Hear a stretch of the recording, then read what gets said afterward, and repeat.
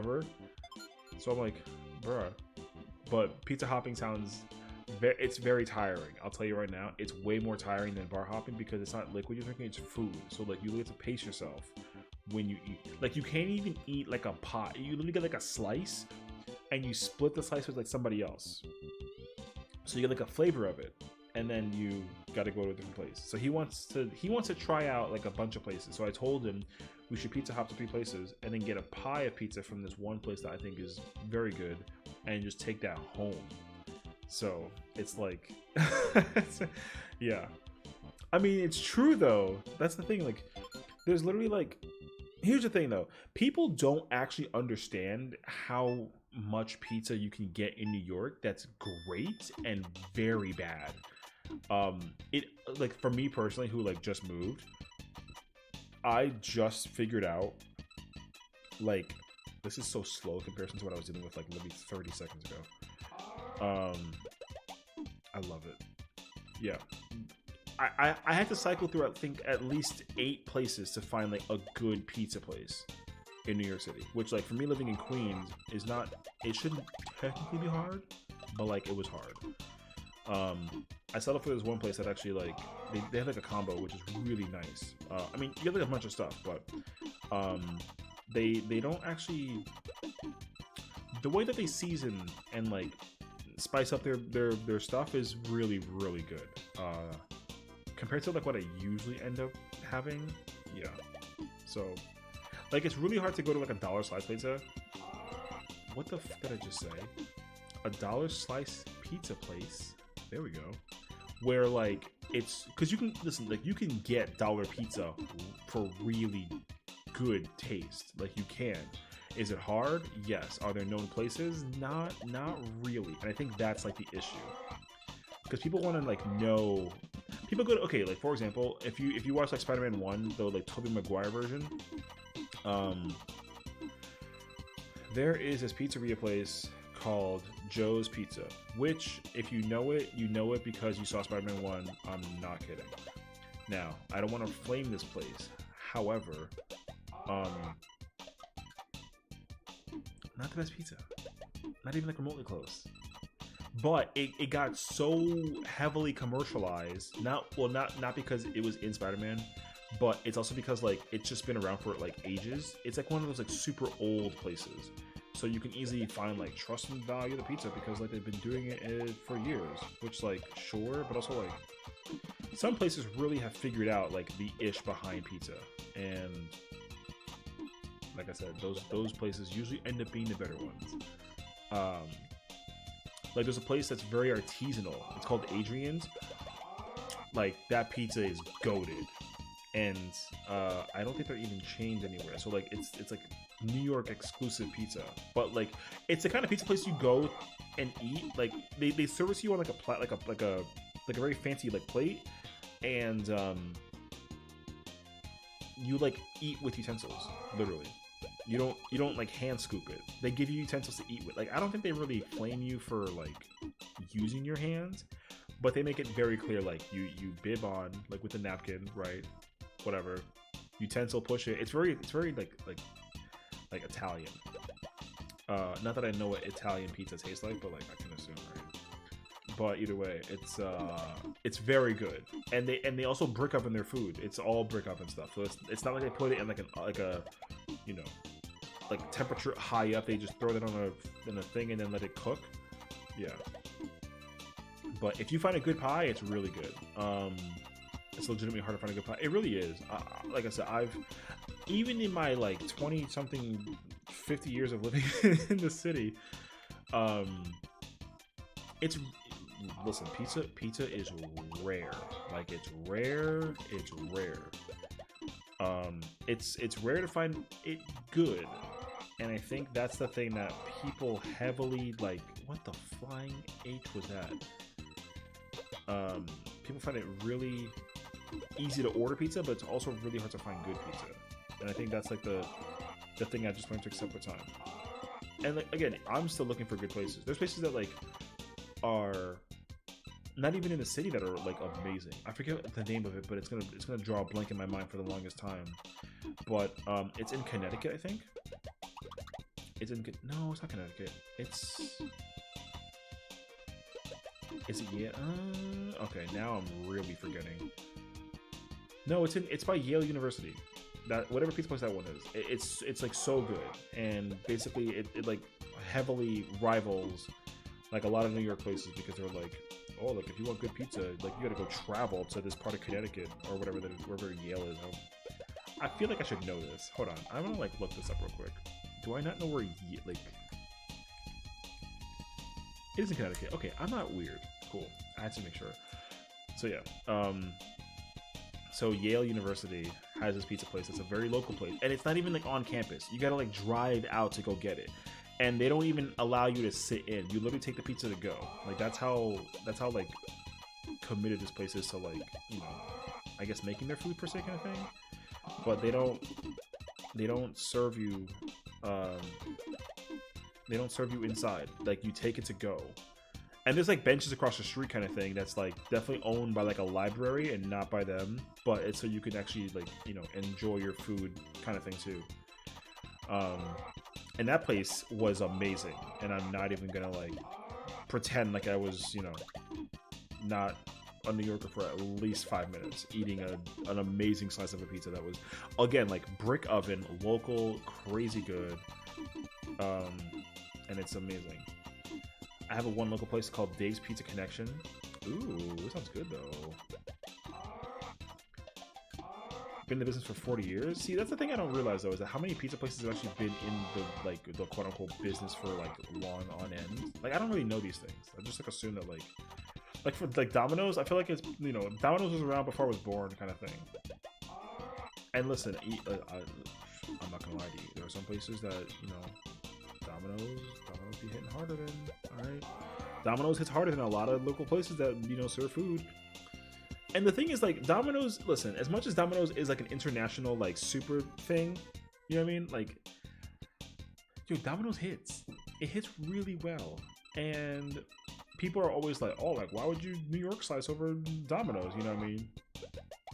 People don't understand though that that's what it is, and I tell my friend that too because they didn't believe me. They were like, "Why would you ever go to a Domino's pizza if you just had like a bajillion pizza places around?" It's like, well, how would you feel if you found out that some of those pizza places that there are a bajillion of are just not better than Domino's? And it's like, oh shoot. So like literally, if you like live in a certain part of the city, if you live in a certain part of Manhattan, and there's nothing else besides Domino's, that's literally your only option. You're in shambles, like shambles.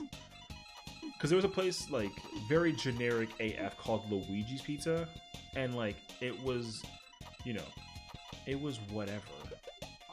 Now, like, here's the thing. If you go look up a Luigi's Pizza on, like, Yelp or something, you're going to find, like, 80 results. None of them are connected. They're all just, like, their own places. So, like, you don't really feel bad for being like, oh, like, this place is terrible, whatever. Like, you don't. I mean, I did. I had that place once, and I was like, bro, I'm sorry, but like, I can't come here anymore. Because like the New York in me definitely felt assaulted that like I ate that pizza and it burned the roof of my mouth with all that sauce. And they were like, no, but like it's good. And I'm like, is it though? And they're like, yeah. And I'm like, no. And the other thing too is like you can also pretend, you know, they're pretender pies. Exactly. 100% actually, when you say it like that. The other thing too about pizza is that like it's you know, they always try and do the other stuff, you know, like a parm sandwich or like a chicken cutlet, whatever. And like you can tell, this is the secret to how people can understand a pizza place is good or not, because if they tell you that their pizza, if they tell you that like their pizza is if it's like homemade, right? And you see it, but like the dough wasn't frozen kind of thing. That's kind of, I mean, the dough being frozen or not, honestly, is whatever. What really matters is how they make their sandwiches, because the way how they make their sandwiches, it tells you how they preserve all their other stuff, and people don't know that. So they can make the pizza in front of you and show you that, oh yeah, like fresh quality right here and there, whatever, right? But then when you have them make a chicken parm sandwich and they go to the back, yeah, you know that something is like, you know, interesting about that place. So. There's a place called Hungry Howie's that I really, really like, but their whole game is seasoned crust. Oh, I mean, that makes sense, actually. That's been the new thing, too, actually. pie is pretty good, but I only order a Cajun crust. Oh, you see, that's the thing. If you can, honestly, adding Old Bay to like literally anything is like, ugh, it's almost cheating. Honestly, it really is. I can't even tell you how many things I've had Old Bay on. It's like, listen, whatever you order or eat, whatever, just like throw Old Bay on there until literally you can't see the original thing. Like a salmon with Old Bay. I'm getting hungry. It's insanity. And like the thing is like that's the secret to a lot of people's stuff. Because the thing is like Old Bay was originally for friggin' like for crab. That's what it was, because like crab had very, you know, unique taste, which is amazing by the way. But you add Old Bay to make that taste even better, and it was a, you know, it was awesome until you found out that like people were like, oh, let's put Old Bay on fries and figure out how people feel, and then people were like, oh my god, this is heaven, and then they were like, cool, well, time to make this a much more frequent thing. Which again, I ain't being a hater about it, but like what? Yeah, that's really what like threw me off quite a bit, because I did not realize that like you know I'm trying to think of a name of a place that like does Cajun fries or Old Bay fries, whatever it is, but like if you ever find a place that has sweet potato Old Bay fries, oh man, that sounds amazing. Like sweet potato fries, if you can get sweet potato fries that are seasoned, that place is lit, because people usually like just bake their fries or whatever.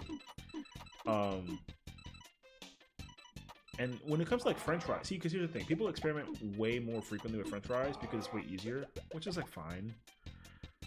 But if you can experiment with like sweet potato fries, not only are you making like a healthy conscience in your brain that makes you feel like better about yourself, but also you get to experiment with food that like people don't really mess with, because literally people don't eat sweet potato fries because of the fact that like it's not like spicy fries, you know what I mean? Or it's not salty or salted or whatever. Like sweet potato fries, I say that like it's one word. Sweet potato fries feel like it, you know, the way that you can eat those fries, it just doesn't. Oh shoot, I'm not paying attention right now. So I like trying to do like a 5-chain for that, and it just wasn't working. People don't mess with sweet potato fries. I feel like I'm saying that weird. Sweet potato. Okay, I don't know. People don't mess with sweet potato fries enough because of the fact that it already kind of has like its own flavor, which is like fine. But at the same time though, I implore people that they should mess with the flavor. Can you post a link? I mean, yeah, sure. It's not a big deal, whatever. But yeah, people don't really mess with sweet potato fries. Yeah. People don't mess with the formula of those fries enough times. Fire.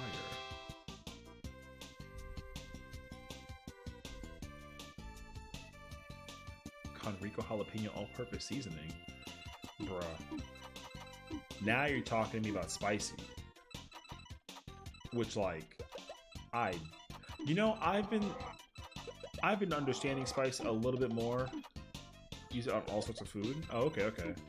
Jalapeno is one of those things that like, it's not like under or overrated. It's just rated. it's just there. And I think as a person growing up, I used to think like, oh, like, you know, jalapeno is like lit, right? Because the thing is like sometimes I'm very selective about jalapeno. Sometimes I want it, sometimes I don't. Like if I'm having a sandwich, it like really depends. You know what it is actually? Even if jalapeno, like the seasoning in this thing isn't strong, I'm very mood dependent about jalapeno. Like that's for sure. Like I can't have it all the time when I want to, but if I can, then I'm like chilling. And then eventually I'm starting to sweat because jalapeno. I don't have like the best tolerance for spice, and even more so, I'm trying to like grow that tolerance quite a bit. And I don't know if you can actually make this count as like a building tolerance to spice kind of thing, but I really started digging buffalo sauce like a lot. like so much that I pretty much whenever I order from my local pizza place, they always give me like bonus wings, and I always get buffalo style wings. And I didn't realize how much I was gonna like it. And it honestly, it's really like a taste thing, like much more so nowadays. I wasn't afraid of buffalo like being spicy. I just didn't really know if like I was gonna enjoy the taste of buffalo, because I just didn't know enough information about it. Honestly, is what it is. But actually, after having it for quite a while and then having it several times over, oh man, that stuff is amazing. And that's the other thing too, is like buffalo sauce by itself is just a very standard flavor with like a small kick, but people, of course, nowadays are trying to figure out more ways to enhance that experience of buffalo sauce, because like they change the flavor, the tasting, the way that it hits, basically. Like I had buffalo sauce on accident, where it was actually like several, like I guess like several hundred Scoville higher than the normal sauce, which I mean I don't know the numbers, and it wasn't like something crazy. But like, I felt the kick when I had that sauce, and it wasn't bad by any means. It was actually really good. But I was just like, oh wow, like buffalo sauce is like, I'm so shocked that I'm so late to the game with buffalo sauce, because like in college, everyone always ordered the buffalo pizza or buffalo chicken or whatever, and I'm like, that sounds like hot sauce on a pizza doesn't even sound like real. But then, of course, luckily for the people who are just obsessed with food, who will pretty much just put anything on food, you know, people really do be putting buffalo sauce or just any kind of spicy thing on food, and then they're just like, creation completed, and you're like, cool, let me try it out, and then it's amazing. Didn't know that. Like, not even remotely close. So that's why I was like really surprised when I like had it for the first time. So, and I'm really glad that, like, you know, things like that really do exist nowadays, because like I said, there's not really enough times in the day that you can be out there trying out like all sorts of foods and then not be disappointed. Like, I'm not usually disappointed by food unless like it's something that I'm like really excited for, and then like the order gets messed up. Like a burger, that's the other thing too. Finding a burger place is like exceptionally difficult. I can't even tell you if the burger places near my house or whatever are even like worth whatever. Because I think nowadays burgers are really good if you can make it more about the condiments and less about the burger, but you're still aware that you're eating like a burger, like a sandwich kind of thing. Yeah, like I can't even think of a place per se, but the restaurant near my house, it's called like, it's like just called like Astor's Burgers, whatever. But what they do is they have like names for the burgers, like the Mac Attack, which, as simplistic as it sounds, literally is like mac and cheese and like an onion ring on a burger. Which I'm like, what are they doing? But then I have it and I'm like, you know what though? Like, burger pretty good though.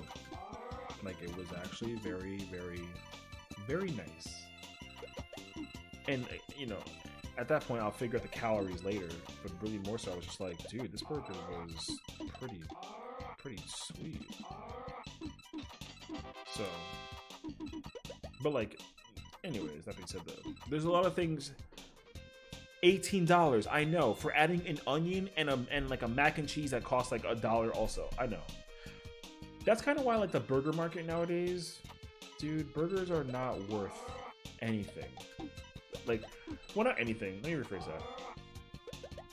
The experience of eating a burger is so much less prominent than it used to be, basically. Like, I will absolutely skip missing. I'm happy to not eat a burger if I know that my wallet isn't going to be like bleeding from the fact. No food pun intended, you know? Like, I don't really care about eating a burger nowadays. Plus, like, a burger, you just feel horrible after.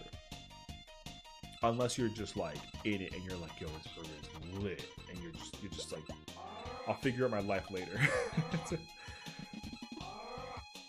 Oh, I had to do that one. Okay, that's okay.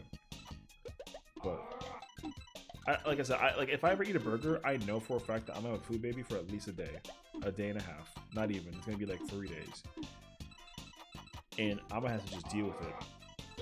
Like, not even to compare it to any kind of thing, but like I literally feel awful after a burger.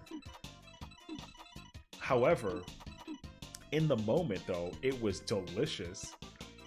I almost wonder like what a vegan burger kind of thing is like. You know what I mean? Where like it's like you're eating the taste of a burger, but it's not as heavy and not as like filling, and it kind of makes you regret a little less. Like I want to know what that burger tastes like. I never had a burger like that before, and I understand that many places do things like that now, like vegan burgers and all that kind of stuff. But you know, I'm not really particular about how a burger is made, as long as it tastes good and really just lets me feel full after the fact. But again, at the cost of my wallet though, like, ugh. You haven't overwhelmed you yet? Oh, I mean, you're lucky honestly, because I feel like, depending on some places, man, they like really set you for just suffrage. It's like because you know what it is actually. Here's a real thing behind it. Because like when you eat a burger, whatever kind of burger, like even like a plain cheeseburger, you can't if you're like half hungry and eat a burger, you can't have like half a burger. You know what I mean? You need to eat the whole burger. Yeah, you gotta eat the whole burger. Like that's just the experience of burger eating, period. So like whenever I've had a burger and then for some magical reason it's like, oh, like let me just go ahead and save this for tomorrow. Like absolutely not, you know?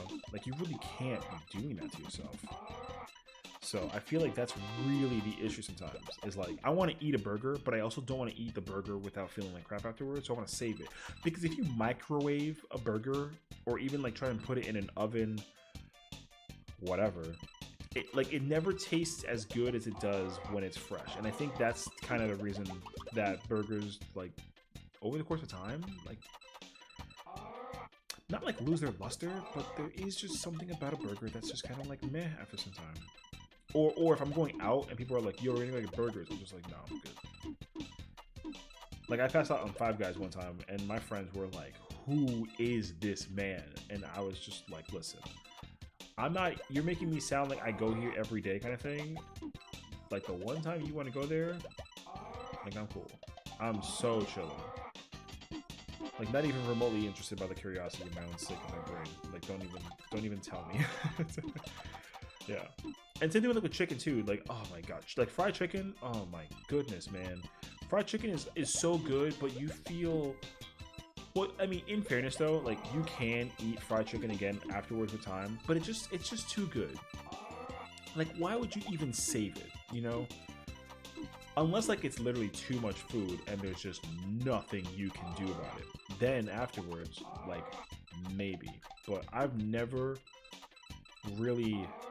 Like if I'm out, like especially if I'm outside, eating like fried chicken or something with friends, dude, the whole thing is getting destroyed. Like it doesn't matter. All the chicken tenders, all the okay, all the fries, the soda included, all that stuff is gone by the end of the night. Like really, unless I literally order more on purpose. Just so I can have for the next day, then like absolutely. But I never order fried chicken with the intention of like, if I'm outside, I never order with the intention of like, oh, let me eat this now and eat some of this later. Like no, it's all going down today. And then I wake up the next day like this, just like, oh my god, okay. And then I wake up and it's like 8 p.m. on like a Sunday.